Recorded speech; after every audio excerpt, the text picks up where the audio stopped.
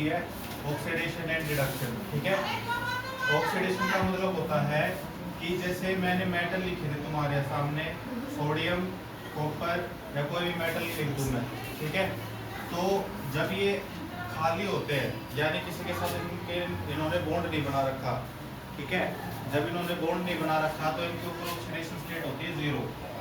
ठीक है, जब ये खाली होते हैं तब इनके पास क्या होती है, ऑक्सीडेशन स्टेट होती है 0।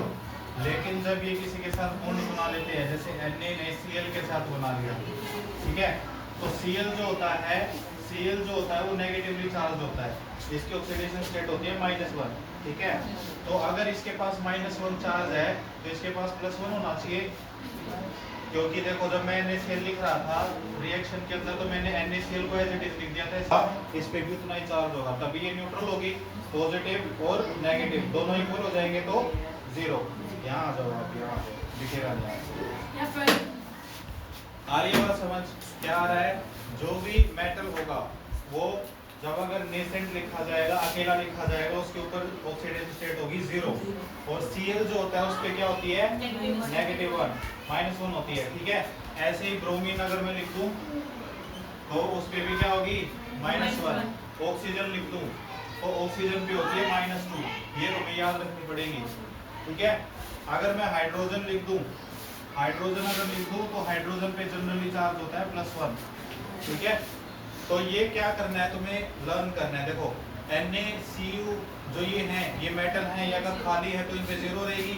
जब ये किसी के साथ बॉन्ड बनाने जाएंगे, जैसे Na ने Cl के साथ बनाया, अगर Cl के पास नेगेटिव चार्ज है तो Na के पास क्या हो जाएगा, पॉजिटिव चार्ज। ठीक है, लेकिन अगर Cl2 की बात करूं, Cl जब Cl के साथ बॉन्ड बनाएगा तो उस पर कोई चार्ज नहीं होगा। Cl2 अगर होगा तो उस पर कोई चार्ज नहीं होगा। ब्रोमीन की गैस होगी तो उस पर कोई चार्ज नहीं होगा। ऑक्सीजन होगा तो उस पर भी कोई चार्ज नहीं होगा। हाइड्रोजन की गैस होगी तो उस पर भी कोई चार्ज नहीं होगा। जब ये नेचुरल फॉर्म में एग्जिस्ट करती हैं, जैसी पाई जाती हैं, तब उनको न्यूट्रल कंसीडर किया जाता है, उनके ऊपर कोई चार्ज कंसीडर नहीं किया जाता। लेकिन जब वो बॉन्ड बनाने जाती है तो एक को पॉजिटिव और एक को नेगेटिव बनना पड़ता है। ठीक है, देखो Na और Cl के अंदर Cl नेगेटिव बना है तो Na को पॉजिटिव बनना पड़ेगा। ऐसे ही कॉपर है, कॉपर के अंदर अगर कॉपर क्लोराइड बना रहा है CuCl2, ठीक है, कॉपर और क्लोरीन के 2 मॉलिक्यूल हैं, तो Cl पे नेगेटिव चार्ज होता था तो कॉपर पे पॉजिटिव चार्ज होता था। Cl के कितने मॉलिक्यूल हैं, 2, और कॉपर का 1 ही है, तो पहले एक Cl पे -1 चार्ज होता था तो 2 Cl पे -2। आई बात समझ? अगर एक Cl पे -1 चार्ज है तो 2 Cl पे कितने हो जाएंगे, -2, तो कॉपर पे कितना हो जाएगा, +2, तभी ये न्यूट्रल बनेगा, तभी इसके ऊपर ओवरऑल चार्ज क्या आएगा, 0। तो अगर मैं खाली कॉपर का पूछूं तो क्या चार्ज होगा, 0। अगर मैं कॉपर क्लोराइड में कॉपर का पूछूं तो क्या चार्ज होगा, +2। ठीक है, ये चार्ज ना बोल के इसको बोलते हैं ऑक्सीडेशन स्टेट। क्या बोलते हैं, जो भी ऊपर लिखा है ये क्या है, इसकी ऑक्सीडेशन स्टेट्स हैं। ठीक है, लिख लो इसको, जैसे जैसे एग्जांपल करेंगे वो समझ में आ जाएगा। जल्दी बनाओ ये सीरीज, उसके बाद क्वेश्चन का रिएक्शन कराता हूँ, और 2 चीज बचेंगी, rancidity and corrosion, chapter finish, question करेंगे। कल तो छुट्टी है, परसों तुम्हारा पेपर है, करेंगे फिर वहाँ पे बताइए बंद करेंगे। केरला लास्ट है, उसके बाद मेरे को जाना है जयपुर, जाऊंगा मैं, मेरा कॉलेज वहीं पे है। क्या करोगे भैया आप? MSc कर रहा हूँ मैं भाई साहब। उससे क्या फायदा? पोस्ट ग्रेजुएशन होती है, फिर जॉब लग जाओगे। हाँ जॉब लग जाती है, डॉक्टर की। डॉक्टर के लिए MBBS करनी पड़ती है। MSc के बाद टीचिंग लाइन होती है, कोचिंग इंस्टीट्यूट्स होते हैं, वहाँ केमिस्ट्री पढ़ा सकते हैं, या जो इंडस्ट्री होती है जहाँ पे परफ्यूम बनाया जाता है या कोई और सिंथेसिस की जाती है, पॉलीमर बनाए जाते हैं, तुम्हारा फेविकोल है जैसे इंडस्ट्री है, ये केमिकल जैसे, हाँ ये केमिकल बनाते हैं ना, तो इनके अंदर जॉब लग जाती है सिंथेसिस में। ठीक है, बहुत सारी अपॉर्चुनिटी होती है जॉब की, लेकिन लग के पढ़ाई करनी पड़ती है, जब जाके मिलता है वो। 12वीं पास करी, फिर उसके बाद मैंने बीएससी करी केमिस्ट्री से, फिर 1 साल का ड्रॉप लिया तैयारी की एंट्रेंस एग्ज़ाम की। जैम एंट्रेंस एग्ज़ाम होता है एक, जॉइंट एडमिशन टेस्ट, वो ऑल इंडिया लेवल का टेस्ट होता है। इसमें सारे इस तरह के बच्चे बैठते हैं, केरला से लेके सारे इंडिया के बच्चे बैठते हैं इस एग्ज़ाम में। और इस एग्ज़ाम में जो क्वालिफाई कर जाता है फिर उसको कॉलेजेस अलॉट होते हैं पूरे इंडिया में। आईआईटी होती है ना, जो आईआईटीज़ और एनआईटीज़ वो अलॉट होती है। फिर मेरे को एनआईटी मिली थी जयपुर। अभी मैं यहाँ पे इसलिए हूँ क्योंकि लॉकडाउन लग गया था और ऑनलाइन क्लास चल रही है, नहीं तो मेरा कॉलेज कंटिन्यू है। ठीक है, हो गए।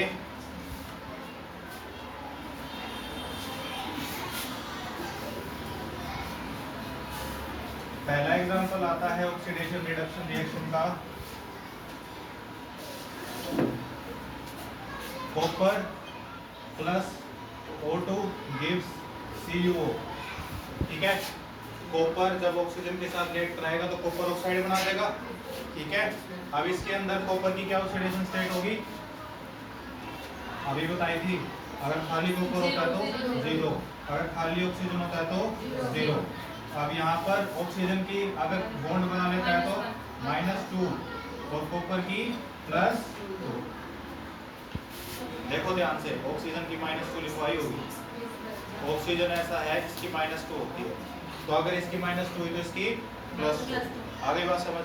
अब यहाँ देखो, कॉपर यहाँ पहले 0 ऑक्सीडेशन स्टेट में था, उसके बाद कहाँ चला गया +2 ऑक्सीडेशन स्टेट में।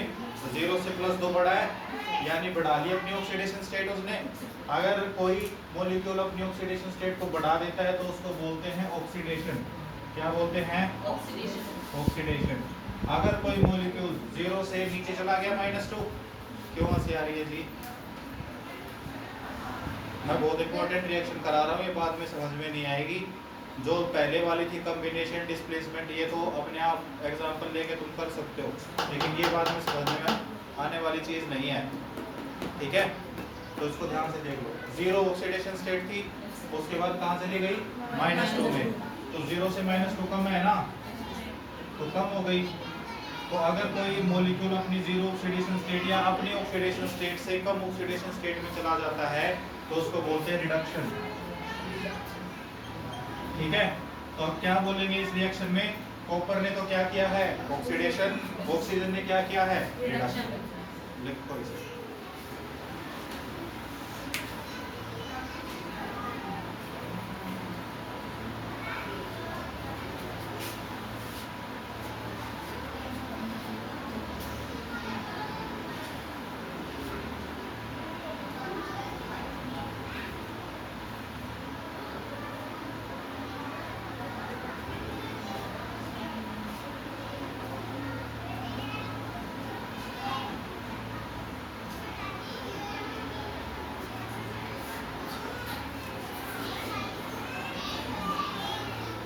हो गया। अगला एग्जांपल तुम खुद करोगे और मुझे बताओगे क्या हो रहा है उसके अंदर। ठीक है,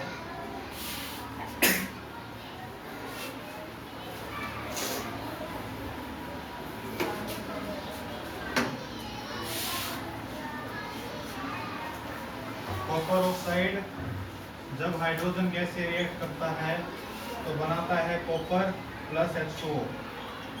इसमें स्पीशीज के नाम बताओ और ये बताओ कि क्या हो रहा है, ऑक्सीडेशन रिडक्शन किसका क्या हो रहा है।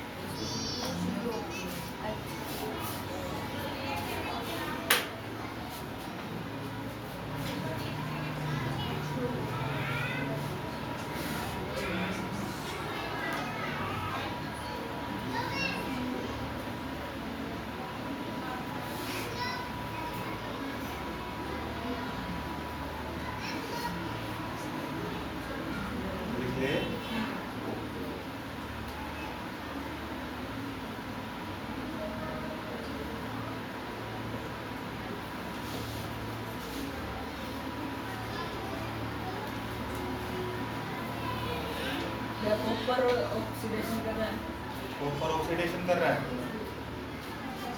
कॉपर में यहाँ पे क्या चार्ज लिखूं, ऑक्सीडेशन स्टेट क्या आएगी यहाँ पे 0 है, -2 इधर प्लस का 2 प्लस का 2। अच्छा माइनस कर यहाँ का माइनस कर दो, यहाँ पे जीरो यहाँ पे नहीं भैया भैया ये वाली साइड आएंगे माइनस प्लस एस टू की जीरो वहाँ पे एक जना बोलो, संजना जी आप बोलो, ये ठीक है। आगे क्या लिखूं?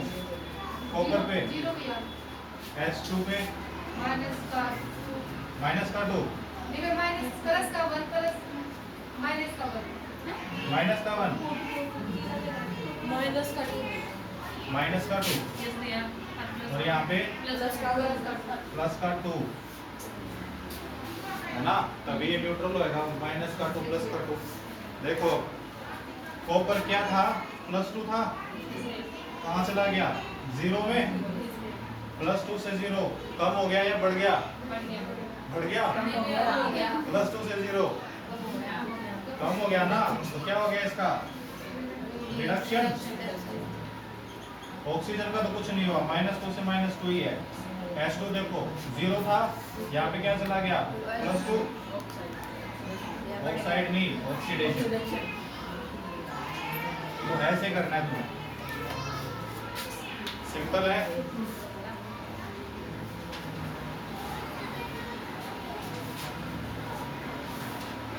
एक और एग्जांपल करोगे? नीचे लिख देता हूँ। जिंक ऑक्साइड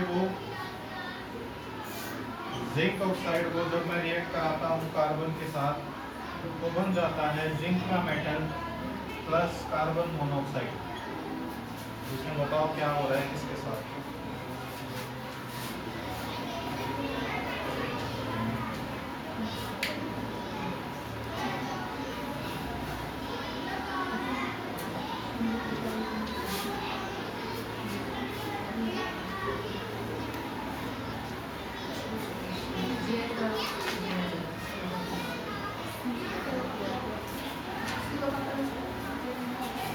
हाँ जी बोलो, इसके ऊपर क्या लिखूं?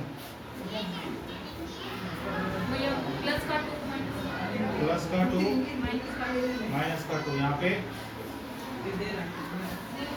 0, यहाँ पे 0, यहाँ पे प्लस का 2, यहाँ पे जिंक यहाँ से +2 से 0 में जा रहा है। +2 से 0 में क्या हो रहा है इसका? कम हो रहा है, तो रिडक्शन। कार्बन 0 था, 0 से +2 में चला गया, तो क्या हो रहा है? बढ़ रहा है।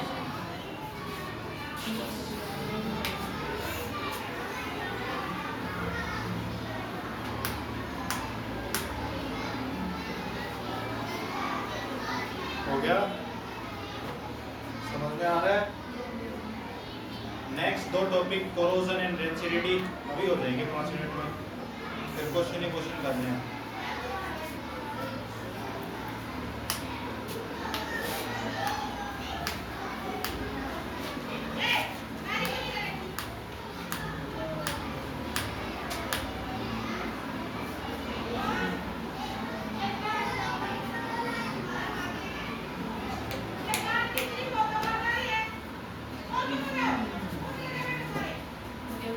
हो गया?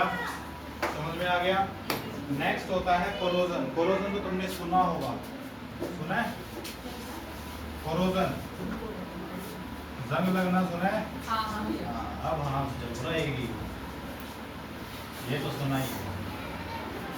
आयरन के मेटल होते हैं, आयरन का आर्टिकल होता है, वो बाहर रख दिया जाता है तो उसके ऊपर एक रेड कलर का, ब्राउन कलर का बुरादा सा आ जाता है, जिसको कोरोजन बोलते हैं। होता क्या है एक्चुअल में, मान लो ये एक रोड है आयरन की, यहाँ सारे एटम किस चीज के हैं? आयरन के। बाहर क्या घूम रही है? ऑक्सीजन।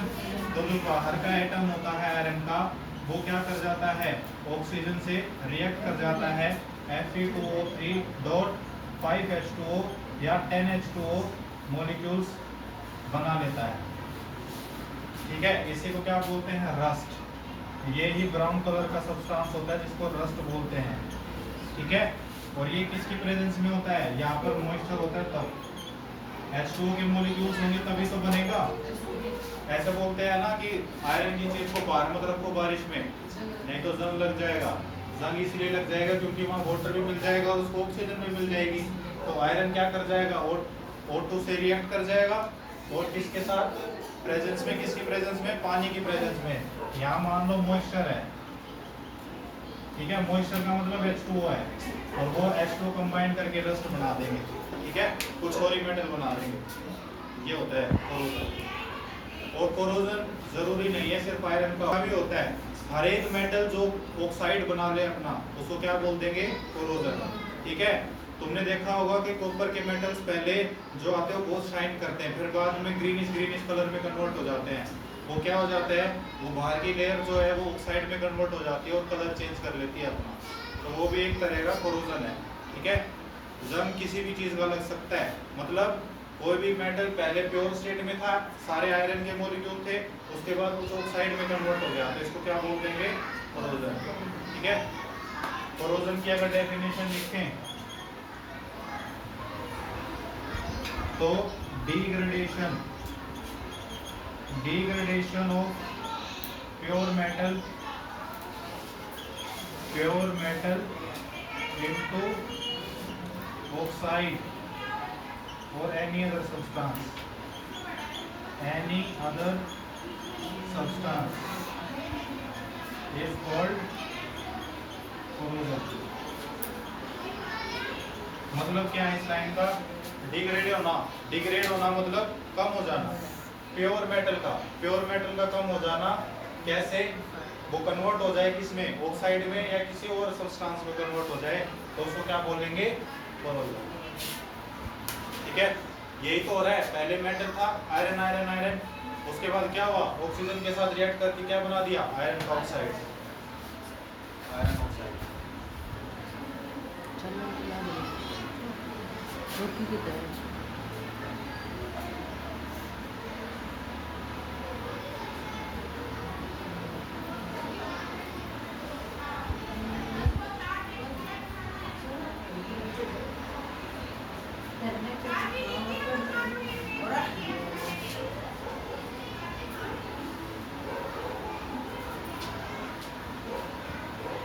इसको बचा कैसे सकते हैं, कोरोजन होने से क्या करते हैं, जब जंग लगने से बचाना होता है, पेंट करते हैं ना, पेंट से क्या हो जाता है,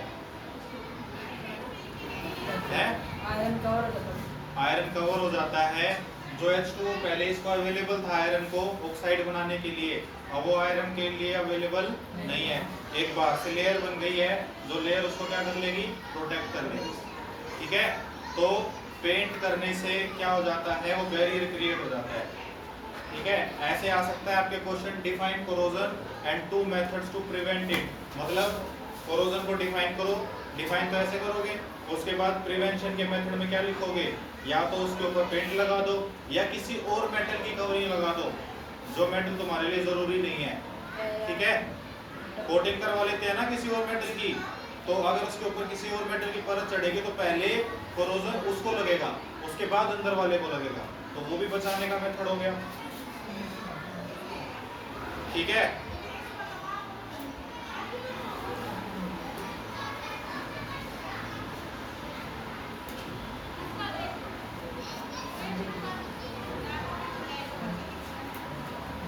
हो गया जी, कोरोजन समझ में आ गया। अब आते हैं रेंसिडिटी पे। ये तो मेटल का डिग्रेडेशन था, मतलब मेटल किसी और चीज में कन्वर्ट हो रहा था। अब हम क्या पढ़ेंगे, अब हम पढ़ेंगे कि फूड आइटम्स भी क्या हो जाते हैं, खराब हो जाते हैं। तुमने देखा होगा कि एक ब्रेड को अगर डेट आउट ऑफ डेट लेके आओगे तो उसके अंदर क्या ग्रीन सा सब्सटेंस लग जाता है ना। रोटी को थोड़े दिन के लिए छोड़ दोगे तो उसके ऊपर ग्रीन सा आ जाता है, खराब हो जाती है, वो ब्लैक कलर की हो जाती है। क्या हुआ, फफूंदी बोलते हैं जिसको। वो क्या होता है, रेंसिडिटी होता है। रेंसिडिटी का मतलब क्या है कि फूड आइटम जो है वो कार्बोहाइड्रेट का बना है।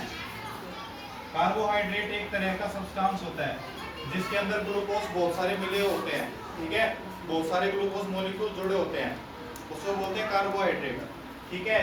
अगर तुम खा लोगे रोटी को तो तुम क्या करोगे, कार्बोहाइड्रेट को ऑक्सीडाइज करके ग्लूकोज में बना लोगे, ग्लूकोज में कन्वर्ट कर लोगे। फिर सेल क्या करेगा, दोबारा ऑक्सीजन यूज करके carbon dioxide water plus energy, ये रिएक्शन कराई थी मैंने, ग्लूकोज को ऑक्सीजन से रिएक्ट कराया था, मैंने बताया था कार्बन डाइऑक्साइड बनता है, वाटर बनता है और एनर्जी बनती है, ये बताया था। अगर तुम तो करोगे तो ये सही है, नहीं तो क्या करेंगे, बैक्टीरिया कर जाएंगे इस काम को। अगर किसी आइटम को तुम बहुत देर तक रखोगे बाहर तो क्या होगा, बैक्टीरिया ऑक्सीडेशन कर देंगे उसका, और उसको कार्बन डाइऑक्साइड वाटर उसमें कन्वर्ट कर देंगे और वो खराब हो जाएगा, वो तुम्हारे खाने लायक नहीं रहेगा। मतलब उसकी एनर्जी तो पहले यूज हो चुकी है, वो कुछ और सब्सटेंस में कन्वर्ट हो गया, ठीक है। अगर फूड आइटम्स डिग्रेड हो जाएं, फूड आइटम्स डिग्रेड हो जाएं और ऑक्सीडाइज हो जाएं तो उसको क्या बोलते हैं, रेंसिडिटी, ठीक है। अब इसको कैसे बचाएंगे रेंसिडिटी होने से, रोटियों को कैसे बचाओगे, घी जमा के, तो या तो खा लो या सो हीट कर लो, गरम कर लो, रोटी को गरम कर देते हैं ना दोबारा से और फिर खाते हैं। इसका मतलब उसके जो बैक्टीरिया हैं जो ऑक्सीडेशन कर रहे हैं वो सारे हट जाएं और हम उसको यूज कर लें, ठीक है। अचार देखा होगा तुमने, अचार जो होता है वो सालों साल चल जाता है, क्यों चल जाता है, उसको ऑयल में डिप करके रखते हैं। ऑयल से क्या होगा, जो बाहर का एटमॉस्फेयर उससे कट जाएगा, वो कट जाएगा तो खराब नहीं होगा, इसीलिए ऑयल के अंदर रखते हैं उसको, रेंसिडिटी प्रिवेंट करने के लिए। आगे बात समझ में,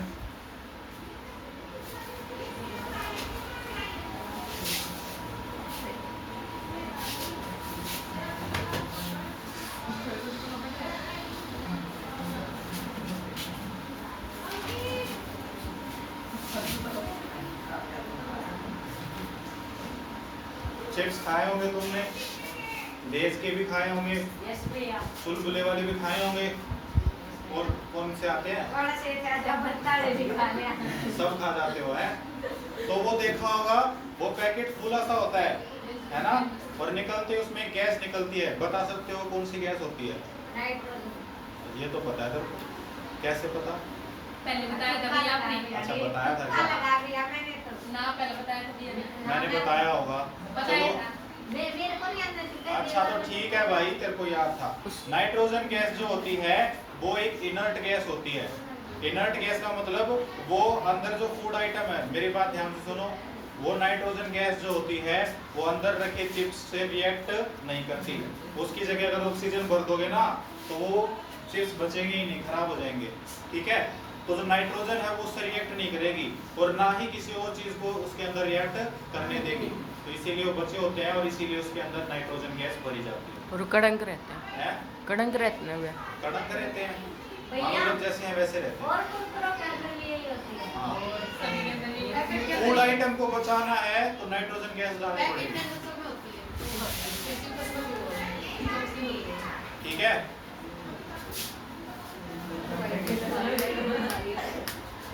चलो जी, ये हो गया चैप्टर फिनिश। क्वेश्चन करते हैं।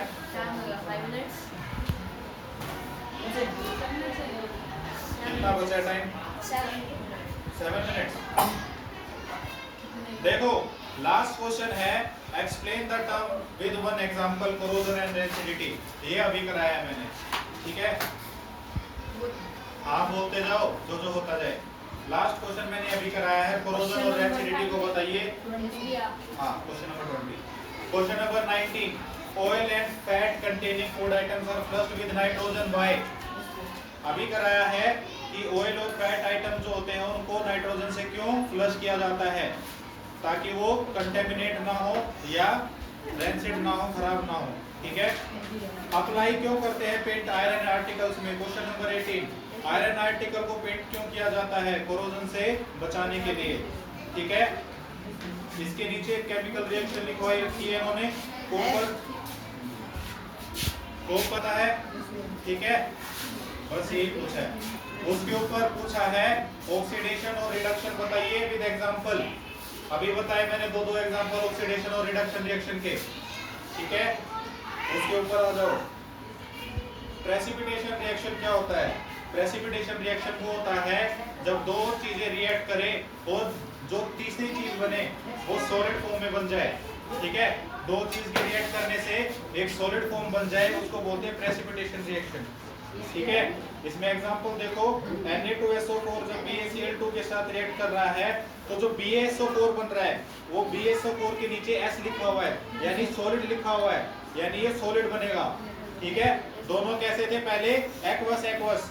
Na2SO4 देखो वो भी एक्वस है और BaCl2 देखो वो भी एक्वस है, यानी दोनों पहले लिक्विड थे और उनको मिलाते ही कैसा बन गया, सॉलिड। अगर किसी दो लिक्विड या किसी भी दो सब्सटेंस को मिलाने से सॉलिड फॉर्म होता है तो उसको क्या बोलते हैं, प्रेसिपिटेशन रिएक्शन।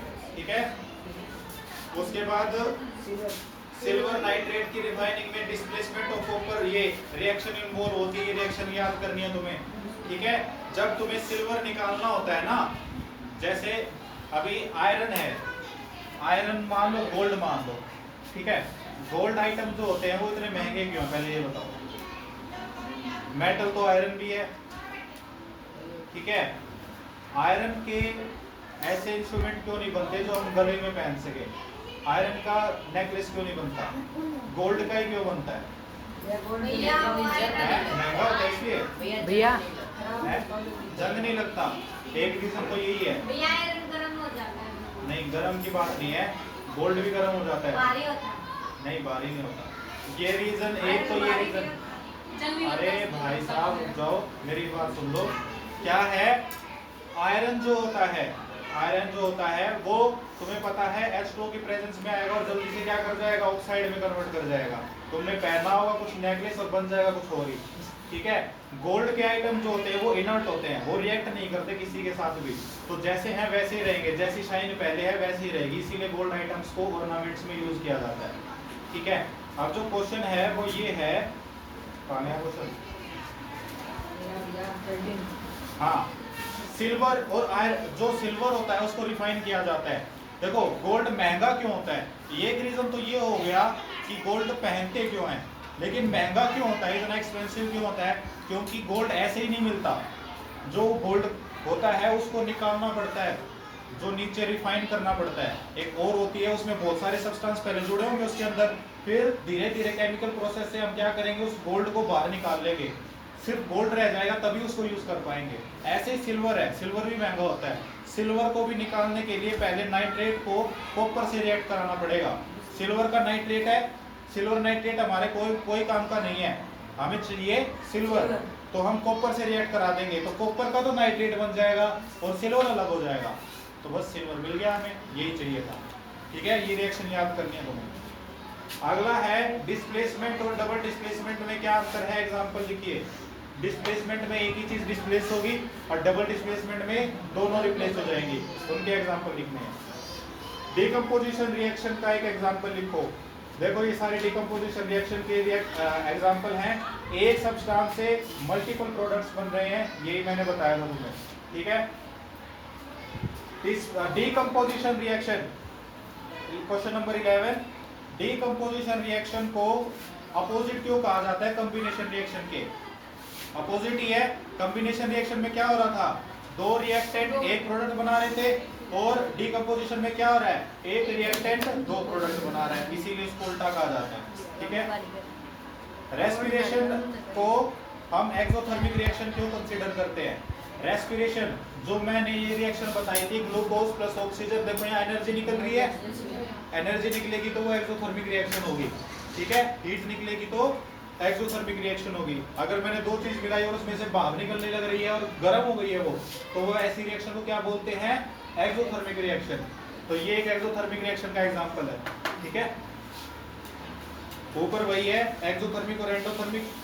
एंडोथर्मिक उल्टा होता है एक्सोथर्मिक से, एक्सोथर्मिक में हीट निकलती है, एंडोथर्मिक में यूज हो जाती है, मतलब दो चीज को मिलाने से जो प्रोडक्ट बनेगा वो ठंडा बन जाएगा, एकदम से रिएक्शन का टेम्परेचर कम हो जाएगा दो चीजों के मिलाने से, तो इसको बोलेंगे एंडोथर्मिक रिएक्शन। ऊपर कुछ नहीं है, 8 क्वेश्चन में ये है कि नाम लिखे हुए हैं, पोटेशियम ब्रोमाइड लिख दिया, बेरियम आयोडाइड लिख दिया, इनको केमिकल फॉर्मूला में लिखना है और उसको बैलेंस करना है। ठीक है, उसके ऊपर वही क्वेश्चन सेम है, पहले लिखे हुए जैसे कैल्शियम हाइड्रोक्साइड लिखा हुआ है plus carbon dioxide gives calcium carbonate plus water, इनको पहले केमिकल रिएक्शन में लिखना है केमिकल सिंबल्स में और उसको क्या कर देना है, बैलेंस। ठीक है, बैलेंस आता है ना। 6th में तो और भी आसान है, पहले ही तो मेरी रिएक्शन लिख कर दी है, उसको बैलेंस करना है बस। क्वेश्चन नंबर 6 में सिर्फ बैलेंस करना है, ठीक है? ये हो गया। हो गया, कोई नहीं, 5 बचे हैं। क्वेश्चन नंबर 5, इसमें भी यही है, जो केमिकल ऊपर लिखा हुआ है उसको केमिकली नीचे लिखना है। जैसे लिखा हुआ है hydrogen gas combine with nitrogen to form ammonia, तो पहले क्या लिखोगे? नाइट्रोजन गैस, फिर क्या लिखोगे? हाइड्रोजन गैस, फिर एरो बनाओगे और फिर अमोनिया का फॉर्मूला लिख दोगे, बस। ये बकवास क्वेश्चन है, ये नहीं आएगा कि बैलेंस केमिकल रिएक्शन क्या होती है और उसको बैलेंस कैसे करते हैं, क्योंकि ऐसा क्वेश्चन आएगा तो मैं रिएक्शन देंगे तो बैलेंस करना देंगे, ये नहीं पूछेंगे कि तुम बैलेंस कैसे कर रहे हो, तुम बैलेंस करके दिखा दो बस। अगर हाइड्रोक्लोरिक एसिड आयरन के साथ रिएक्ट करता है तो हाइड्रोजन गैस इवॉल्व होती है, ठीक है? ये एक रिएक्शन होती है जिसमें क्या होता है, अगर कोई भी एसिड आयरन के साथ रिएक्ट करेगा, HCl आयरन के साथ अगर रिएक्ट करेगा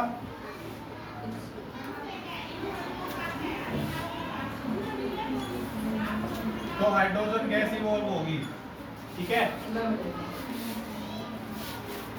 ऊपर वाली रिएक्शन बताओ किसका एग्जांपल है, बताओ।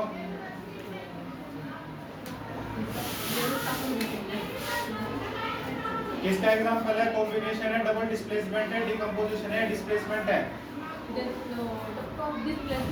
डिस्प्लेसमेंट है ना। देखो क्या हो रहा है, Fe2O3 जब रिएक्ट कर रहा है एल्यूमिनियम के साथ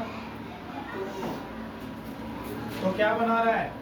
Al2O3 प्लस Fe, ये बन रहा है। देखो पहले Fe ऑक्सीजन के साथ था, एल्यूमिनियम अकेला था, अब एल्यूमिनियम ने ऑक्सीजन के साथ बना लिया और Fe अकेला रह गया, तो यानी ये क्या, किसका एग्जांपल है? डिस्प्लेसमेंट है, सिंपल सा है। ऊपर देखो, अब ये क्वेश्चन तुम बताओगे मुझे, PbO प्लस कार्बन, इसमें से कौन सी बात सही है?